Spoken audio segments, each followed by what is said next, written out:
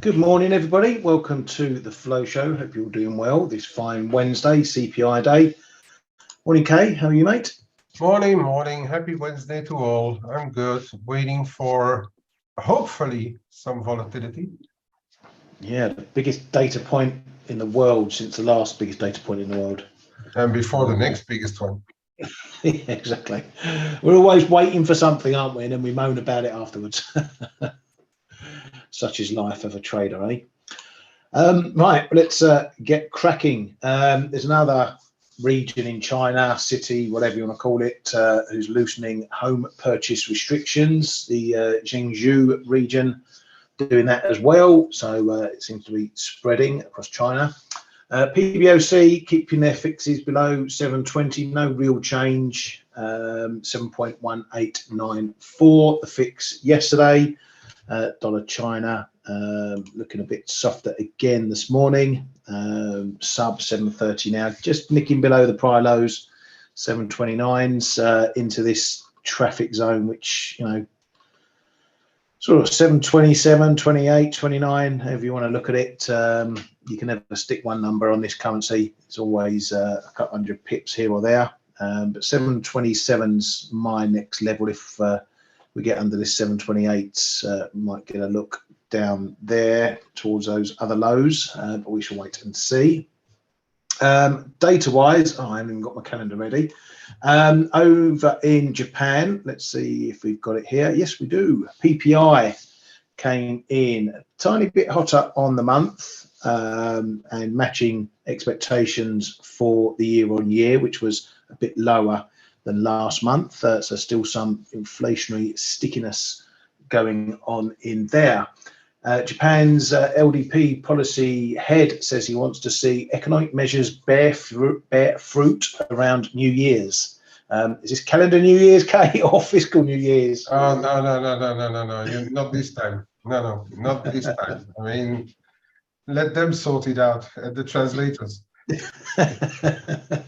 Well, one new year. It's they're expecting it to or want to see it bear fruit around a new year.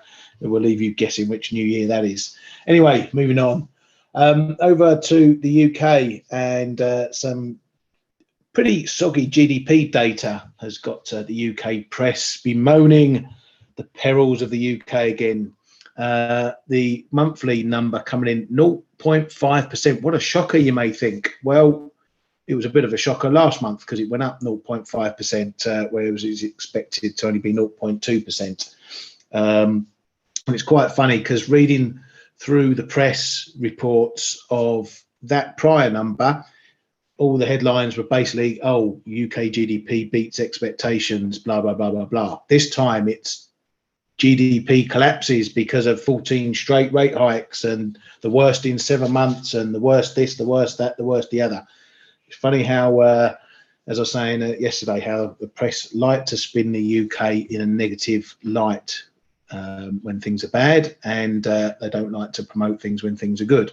So last month was a bonza one. This month is a crap one. JP Morgan cut their 2023 GDP forecast to 0.4% from 0.6%. Ooh, whoopee-doo. Again, shows the folly of bank forecasts. They might as well pretty much have made a minus 0.5 to plus 0.5 range for the whole of the year at the start in January, and left it at that, and they probably would have been more right in those terms. Industrial production, a little bit weaker on the month, down 0.7%. Year on year, a little bit weak also, 0.4%. Pretty much par for the course. Manufacturing, not as bad as expected. The year on year up a bit better.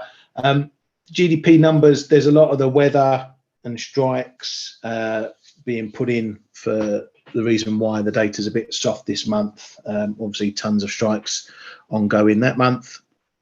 And also the soggy weather, which we saw hit retail sales back then as well. So that's all playing a part of the picture here.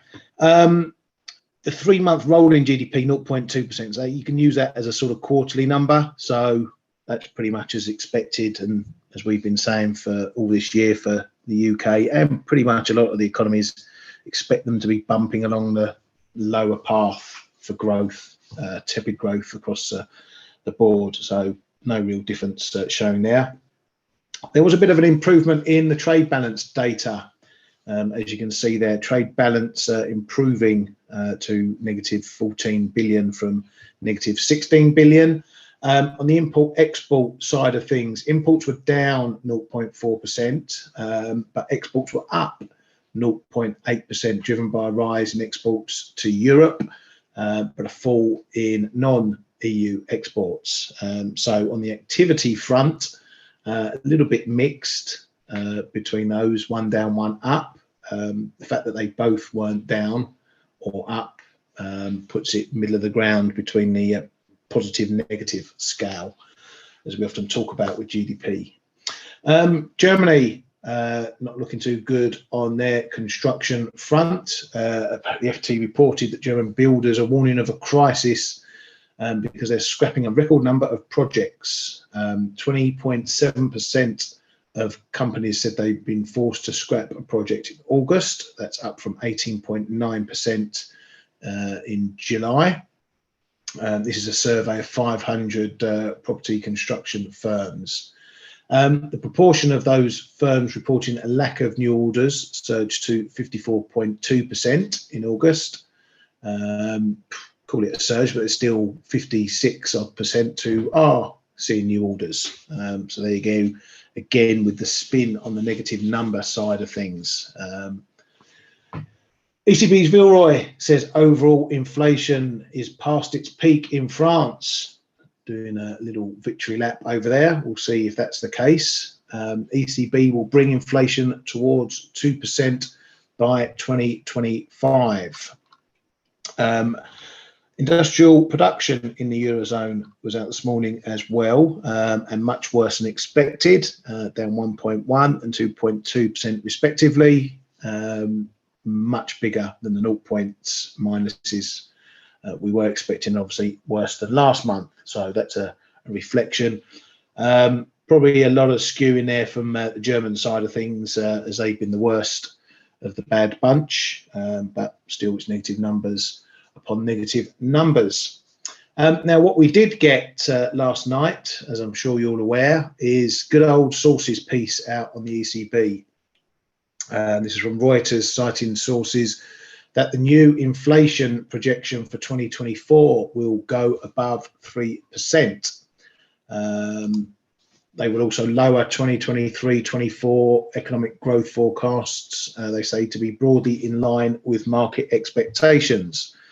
Now, Kat, I don't know if you remember, and correct me if I'm wrong, the last time we got a sources story like this before an ECB meeting, because usually we get them after, was on forecast as well. I think it was back in 2022 when they jumped. I don't know if it was a 2023 or 2024 inflation forecast above 2%. I don't know if you remember that one back then. That sources piece. Yeah. Yeah, it was. The last time we got one before the ECB. Yeah, it was, and I still remember. Oh yeah, I recall well. And we, I think, was it Kazakhs also that came out like right after the ECB meeting or so, you know, and we even said, like, I think we found our source. Yeah. I must be Kazakhs or the other one. The other one. Casimir. Yeah, something. Yeah, one of those guys. Yeah, I recall that. Yeah, and yeah, they were on the money. But again, I mean, are they going to revise it to 3.5 or to 3.1%? If it's 3.1, then I'm not thinking, okay, sticky, yes, but and the market will likely then go higher for longer. But it all depends on the magnitude that they revise it with, right? Yeah, there's that, and I think it's also the fact that he's not coming down. Yeah, is a factor as well.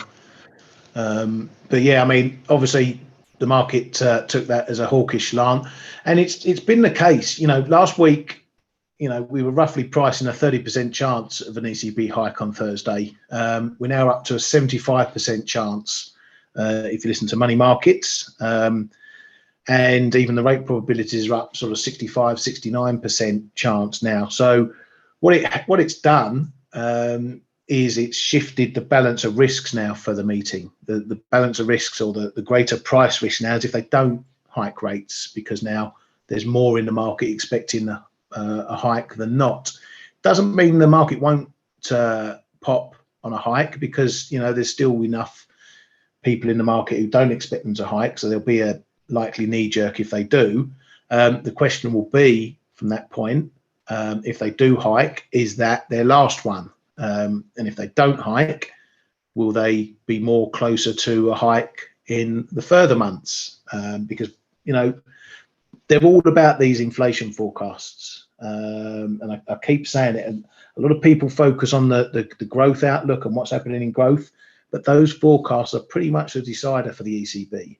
It's why a lot of them say we won't make our decision until we see the forecasts.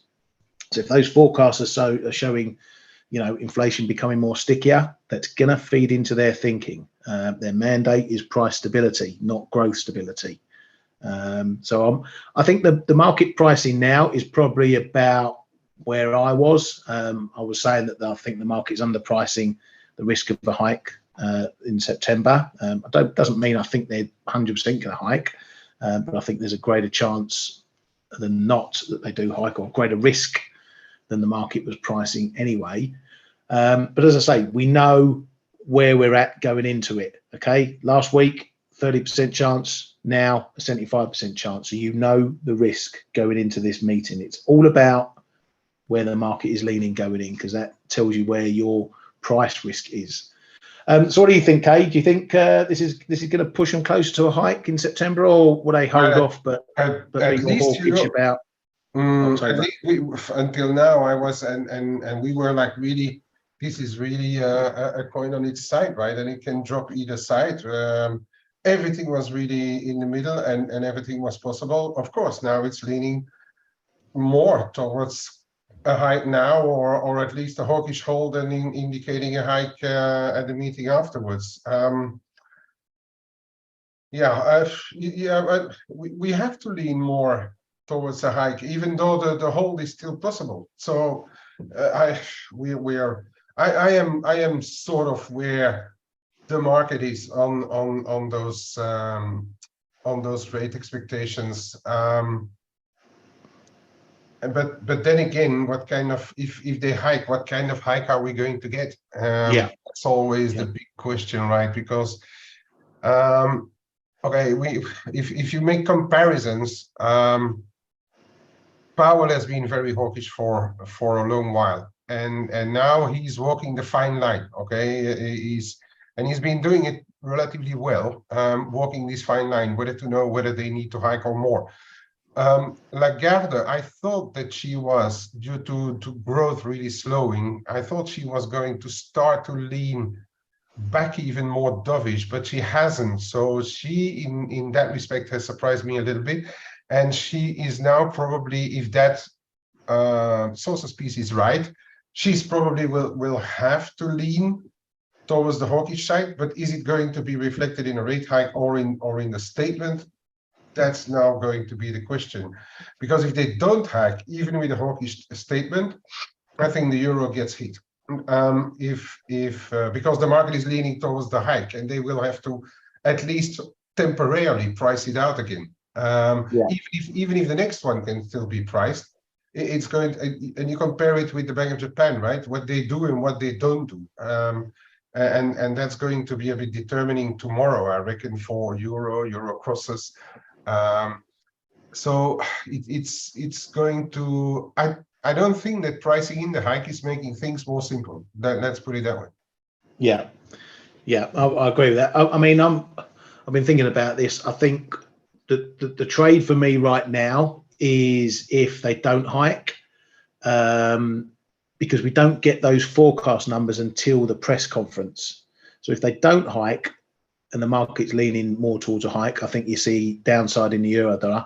I'll be very tempted to buy that, just on the basis that if they do hike those forecasts, then the ECB is going to be saying, okay, we have a hike this month, but a hike's on the table October or November.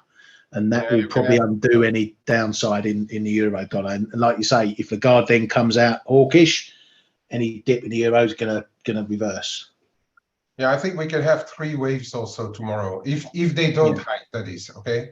You're gonna have like euros getting hit probably back to, what was it, 106.90, although there's a couple of really decent levels just below there as well, around the 106.35, obviously. Could get really hit hard, and then if the forecasts come out, do the bounce.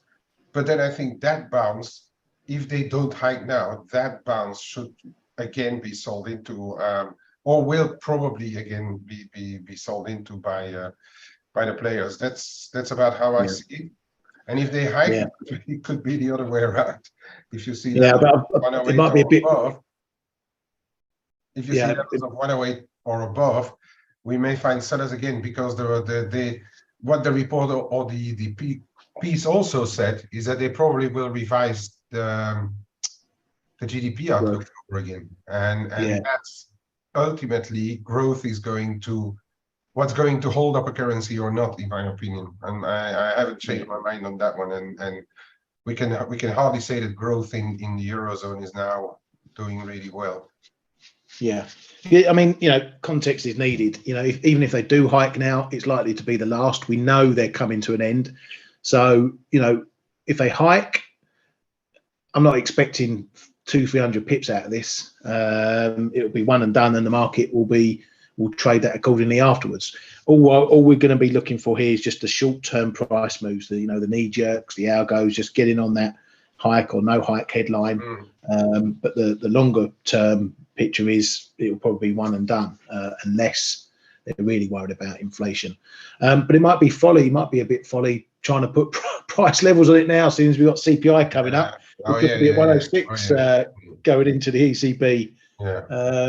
So we have to take that into account as well. We'll talk about the CPI in a moment. I'm just going to get the rest of the headlines out the way. Not too much. OPEC had some data out showing that there's a 3 billion barrel shortfall in oil markets with all these cuts.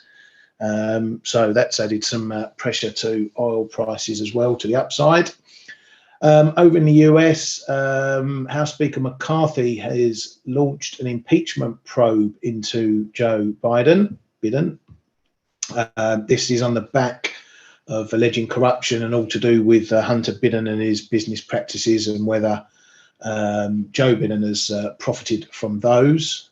So you can tell we're in campaign mode at the moment, because all the guns are coming out. McCarthy also said he has a plan to avoid a shutdown, that he will unveil a stopgap funding plan today. So we'll see what that brings.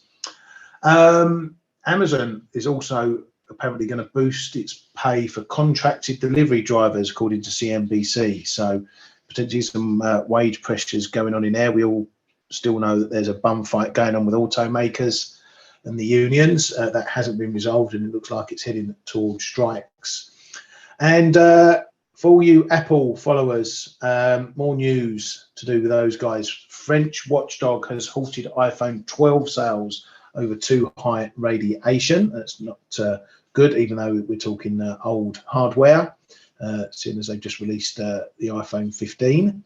But China's foreign ministry issued a statement saying that China has not issued a ban on the purchase and use of foreign brand of phones such as the iPhone, and that they noticed some security incidents involving the iPhone as the reason why they stopped using it in government offices and government people.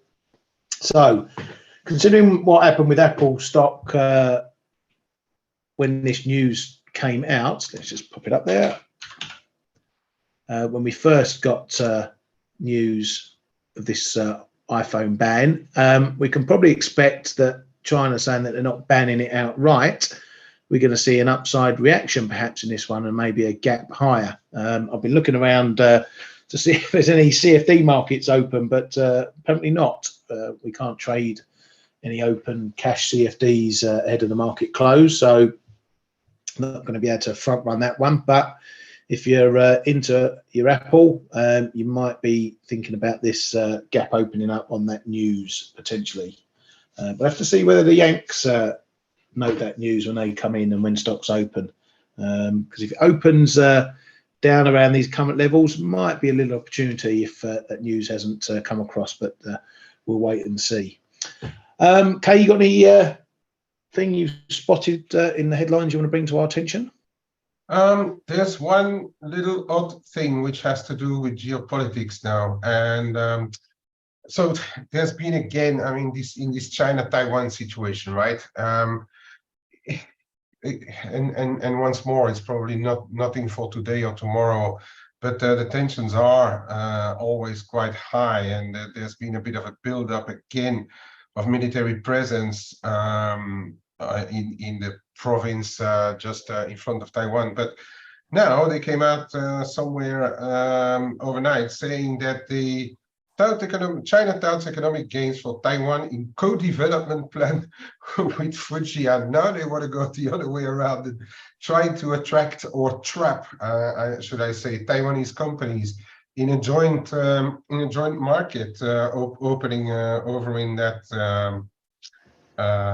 area. And Beijing will encourage Taiwanese firms in Fujian to list on the Chinese stock exchanges. So if you can't force the issue with arms, you do it with money. So there's a bit of a, I don't know whether Taiwanese companies will take that bait, but yeah, there's something that just caught my eye. Yeah. Not sure if it will have any impact again, but a refusal from Taiwan in that respect may actually increase the tensions another little bit, and that meeting between Kim and Putin is probably just helping the tensions in the zone over there. Yeah. But for the rest, what is immediately market moving? Yeah, Kishida reshuffled his cabinet. What the most close to our markets is concerned, there has been no change. As well, Suzuki, Minister of Finance, and Matsuno, the Chief Cabinet Secretary, have both been kept in place. So that's the stalemate. There's one other one that is actually coming back, is Kihara, who was the Suga advisor. He's back on the what is it again? Anyway, he's probably going to be a little more hawkish on the geopolitical front. So that is one thing that we should perhaps keep in mind where it comes to geopolitics again. So Japan probably going to keep its rather hawkish stance on geopolitics. Remember, Suga was Abe's right hand, right? And Yeah. they always went every year to that famous war shrine and things. And Kihara, being one of his close allies to Suga, is probably the hint that Kishida wants to keep a bit of a grip there on geopolitical relations. Yeah, very much so. Thanks, mate, for that. And yeah, I saw the videos of little fat boy walking around with Putin around some factory or other. He looked quite smart in his suit, actually. Usually looks like the man from Del Monte, but he was all suited and booted, tie and everything. And wait for the haircuts, huh? Have you seen his haircut? That's going to be that's great. I mean, the funny thing I noticed, there was one video, I don't know where they were, shipyard or something, but they were at the edge of something, and Kim was on the railing, leaning right over and looking, and Putin was a couple of steps behind him. He didn't want to get too close to the edge. I don't know if he's fearful of being shoved over, but yeah, that stood out for me. But yeah, they're having their chats, and there has been some talk that maybe there's going to be an arms deal going on between Russia and North Korea, which will be interesting to watch, because if something like that gets agreed, again, it will be something that China would have given their thumbs up to. Yep, absolutely. So that in itself is going to be another little signal about all this geopolitical stuff ongoing. Even if they don't say anything, you'll know by their silence what their intentions are for that one. Anyway, Eric says that's the national haircut out there. Yep, the old short back and sides. Oh, haircuts, I remember those. Right, let's get stuck into some prices. Now, euro dollar is on the retreat after its little popette last night. Got up back into the 107.60s. Been speaking about this all week. You know, we've got levels, support levels, we've got bounces. The bounces aren't going very far though, and they're running into trouble whenever they get to the next step. So we hit that prior highs in the 60s, and we've come off. That looks to be a little bit on the back of a bit of dollar strength, just generally, but nothing too great going on around here. Dollar yen. Again, just still grinding. We haven't quite got up to the highs we saw this morning. It came off a bit, but it's not dipping too far again. This is all a bit of treading water, I think, before the CPI. The market would rather be long it than short it at the moment. Obviously, as Kay often says, it costs you to be sitting in shorts, waiting, doing nothing. So no point in bleeding money away. Cable, we had a little test of the old 124.50 and a little move under, maybe a few little stops sitting under there. I suspect the bulk of the stops are probably sitting through 40 if there are any in size there. So had a little mooch, then we had a really decent bounce, you know, all the way back up to near 85s. So quite a strong bounce of that. But again, you know, we're still talking small levels here in the grand scheme of things. So there's a lot in there with the data. We've had a bit of reversal. That saw euro sterling. So again, that move might have been on the back of the, you know, some stops getting hit through this 86.10 area on the back of that UK data, and obviously the sources piece from the ECB. But we're not looking like we're holding this break for now. We're moving back below. We're holding the 86 big figure, so you've probably got to look at a bit of a zone here, 86, 00, 10, 11, 12, whatever you want to call it. If we can hold this 86 though, it does potentially set us up for a move higher. But even then, you know, you can't take too much into it with the ECB tomorrow. You know, this could be at 87, or it could be back under and down near 85s again by tomorrow. So you've got to take all this with a pinch of salt. We are above this trend line.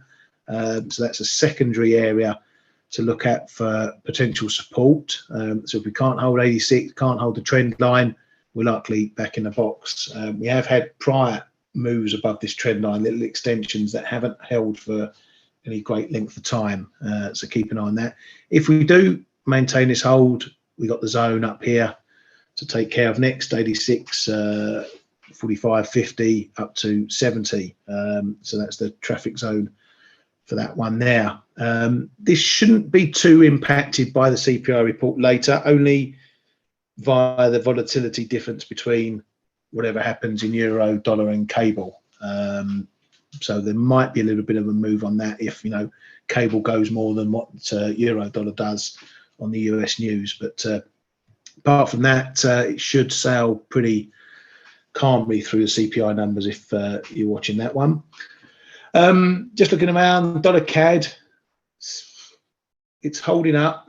I had a level around 50s, one of these on-off levels, you know, old S&R levels. When you're below, you hold below. When you're above, you hold above, sort of thing. Give or take, it's holding. A bit like the 124.50 in cable. But bounce is not looking awfully strong at the moment. So we need to keep an eye on that as well. Again, CPI could be the decider. We could either be above 136 or we could be down testing or through 135.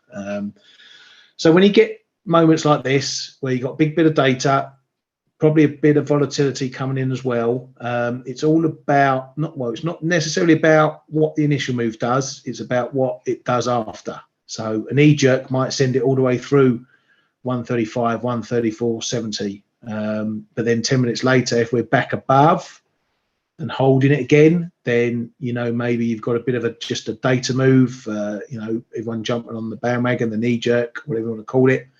But if you're back above and then holding again, then you can trust the level again. But I wouldn't trust these levels 5 minutes or 30 seconds or over the initial seconds of the data. I always look at what happens after. Where might the stretch points come in? You know, if we break there, then I'll be looking at 134s as a stretch point. Same above. If we get above 136s and 136.50 might be a bit of a stretch point for the data. If not there, then up at the highest 137. So lots of, you don't want to get caught in the middle here. That's all I'm trying to suggest. Yes, mate. If you look at that 135 is really a bit of a magic level there. Yeah, you had the prior top 1, 2, 3 retests down there. No, just in the past since August, mate. Just you didn't have to widen it out. Just go back. Well, okay, we had already that level before as well. But if you go back to where you were, then perhaps widen it just that little bit, because I like it when you have that zone marked there, that box. It's really a good level, right? And I think for as long as that holds right now, it's going to be not in the short term, but in the, let's say, more medium term, more than just data, let's put it that way, or the immediate reaction after data. For as long as that little zone there holds, we cannot say that Canada is really on the oil wagon, right?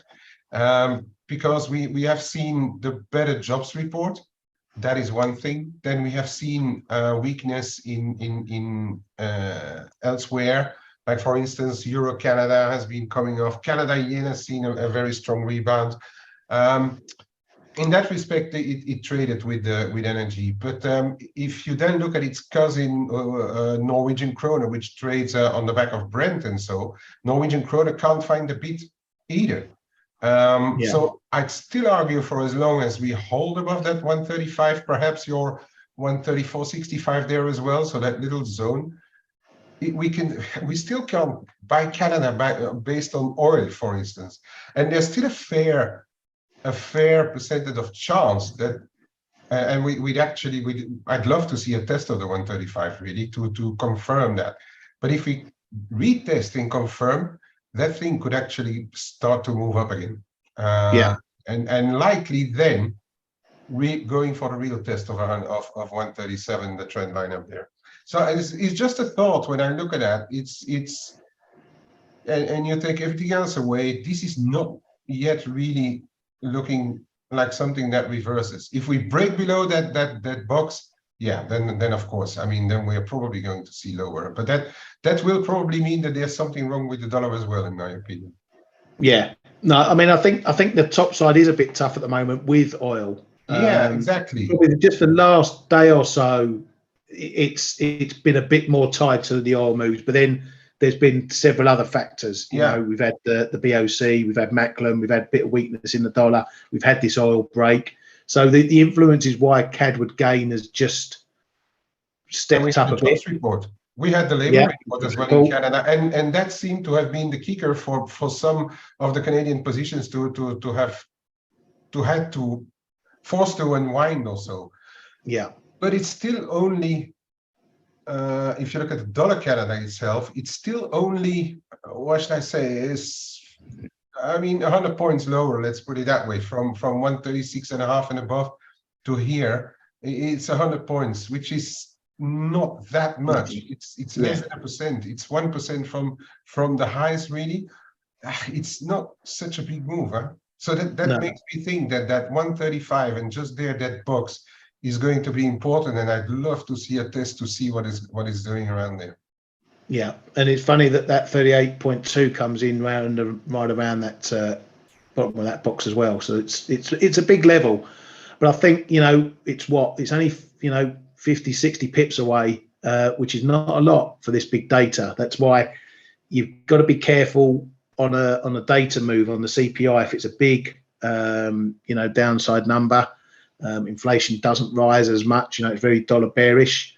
then you've got to you're going to expect maybe this to break, or at least 135 to get a good test and a possible break just on a knee jerk. But that's why I say give it a few minutes, let the market sort itself out.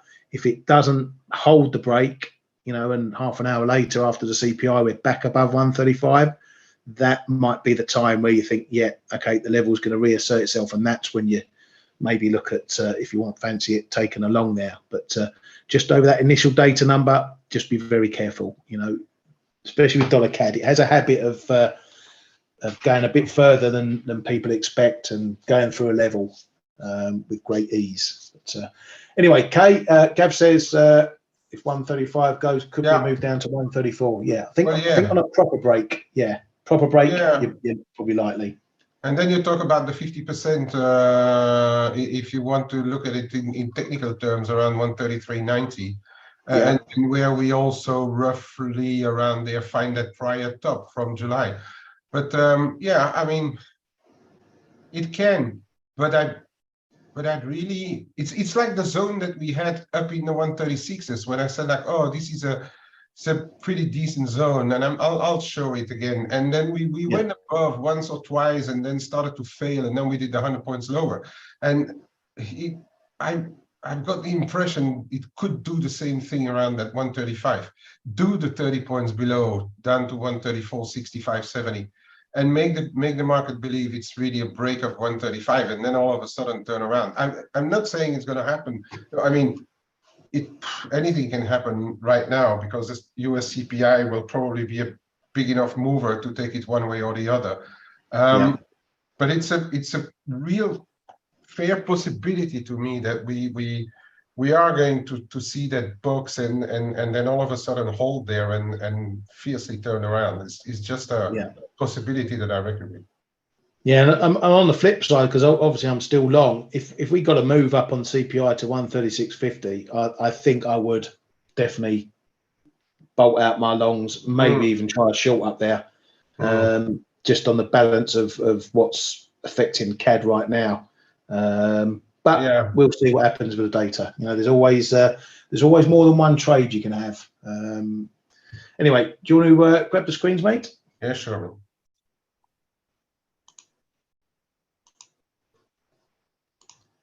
Right. So tradition.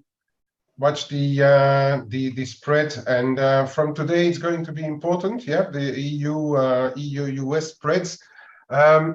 We had a bit of that little move up here late yesterday on that report. Okay, take it for what it's worth. The trend line, I may even like take it out.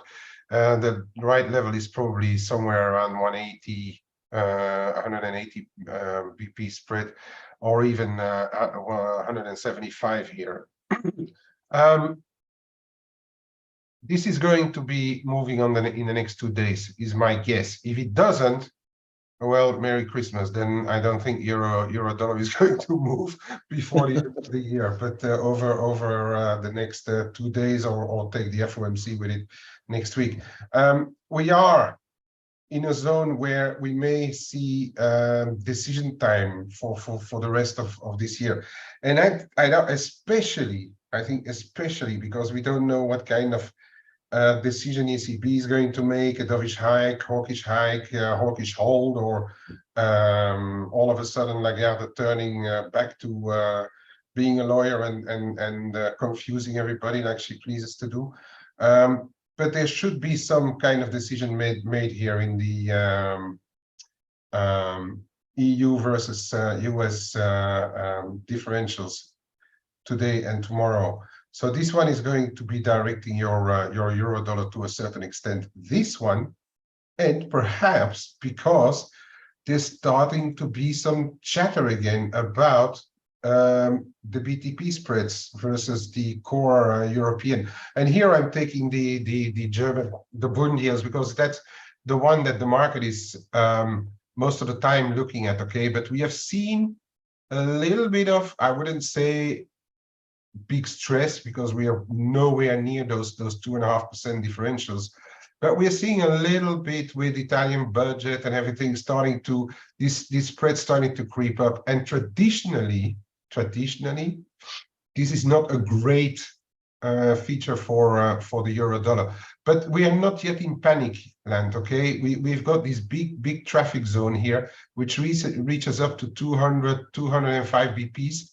So we're only trading at 100 and not even 180 BPs, but it may be on the move. You know, we keep an eye on that, especially if you get a combination of a not too hawkish ECB and this one pulling up. That could weigh a little bit on the euro as well. But this is just one to use as a kicker. You don't trade euro dollar, especially not right now on the back of this. Okay. Euro dollar, we are still in that wedge or channel or whatever you name it. This one is probably going in the bin right now. I think here, this is it. 108 is going to be the combination of US CPI and ECB. It's probably going to be 108. Confirmation through 108.30 probably will see the thing move higher again. If nothing helps the euro, if we can't get above 108, I reckon we see some exhaustion again, and we may start to move lower and have a look at this prior low around 106.30. And why not? You know, there's a lot in the market. A lot of people in the market are talking about the 105. This is it. Why not? It's possible on the combination of the ECB. For the time being, I don't really have too much in cash in this, but I did buy a bit of downside because I don't like what I see on the European growth front. But I'm not risking much on a cash position. I'd rather do it via options. I know what it's going to cost me if I'm wrong. Cable, yeah, I mean, Ryan already said it. This is basically it. The goalposts, prior lows, and the 125.5. You go into the US CPI on a slightly well weakish report out of the UK.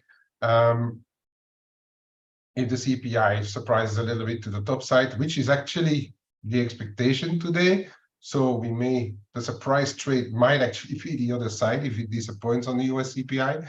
But if US CPI confirms a bit of a higher reading, I reckon we can at least go and test 124, the figure here.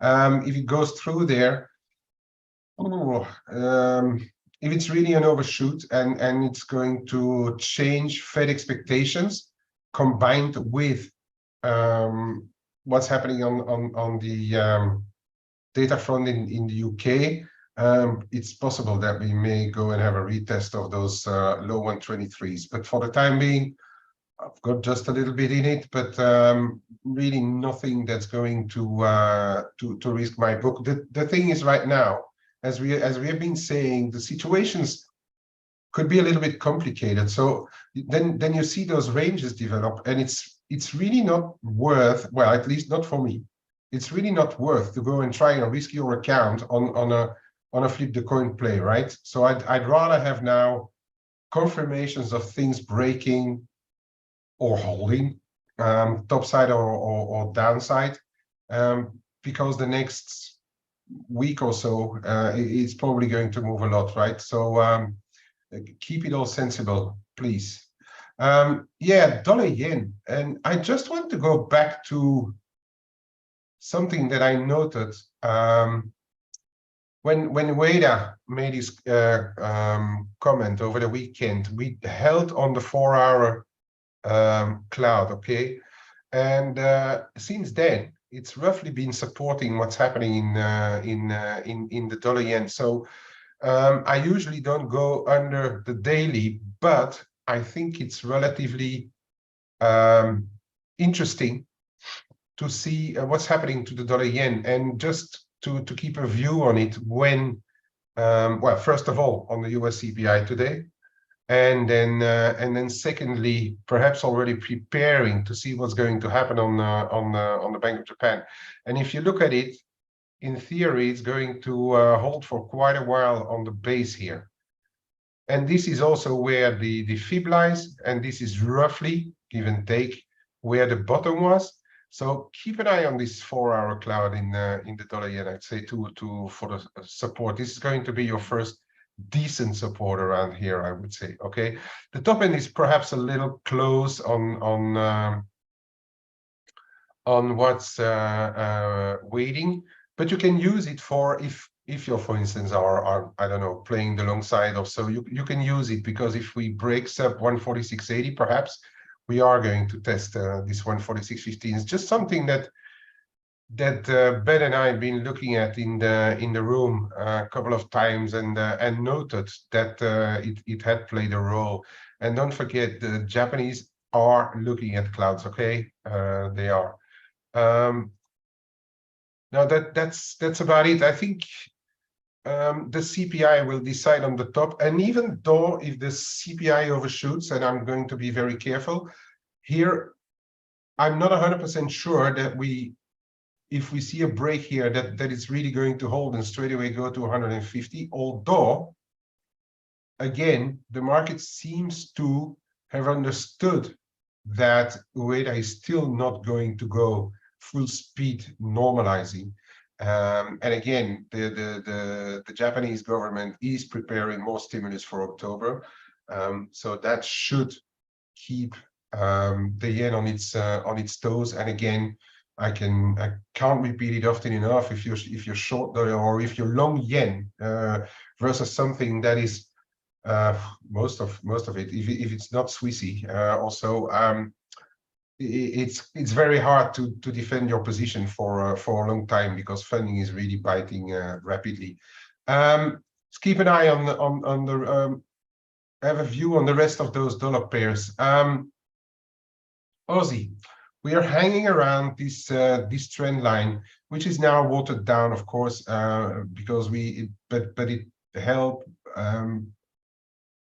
bounced, and then came back under.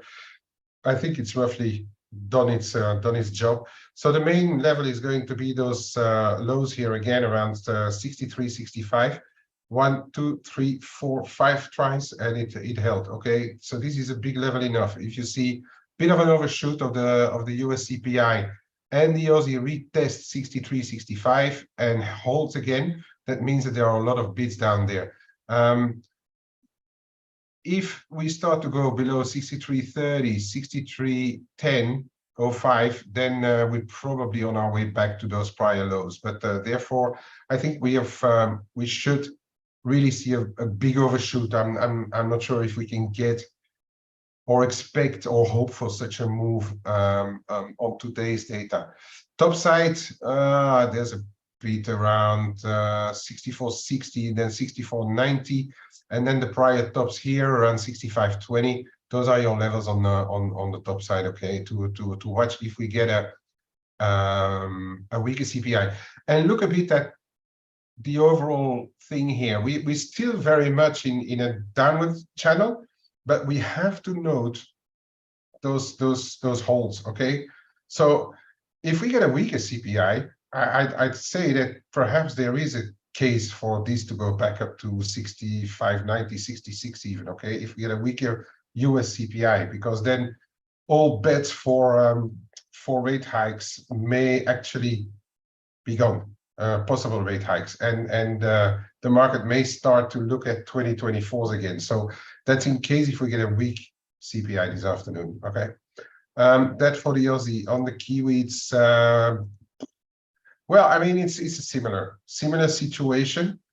We had a look below the channel support, and we bounced. Okay, so here is the same thing: 58.60, 58.65. That's where you want to be paying attention to the Kiwi. If you want to have a level of comfort, if you want to trade against it, or if you want to see, oh, if that breaks, then it's really going to crap the bed, I'd say it's around 58, 40, 45. Okay. Dollar pairs. If you get a weak CPI out of the States, look, we're trading around the next support on the mix here, 17.21. Get a weak one, I would say that we can have a test of the 61.8 around 17.10 today.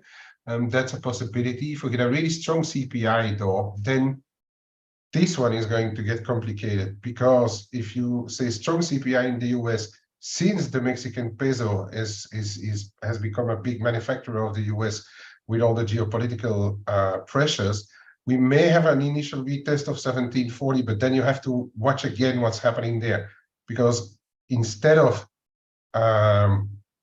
ramping through on the dollar mix, it may be that the Mexican peso actually gains a bit of strength versus other stuff. And I always take the euro mix as an example, but we may as well take the mex yen too, which is on its way up.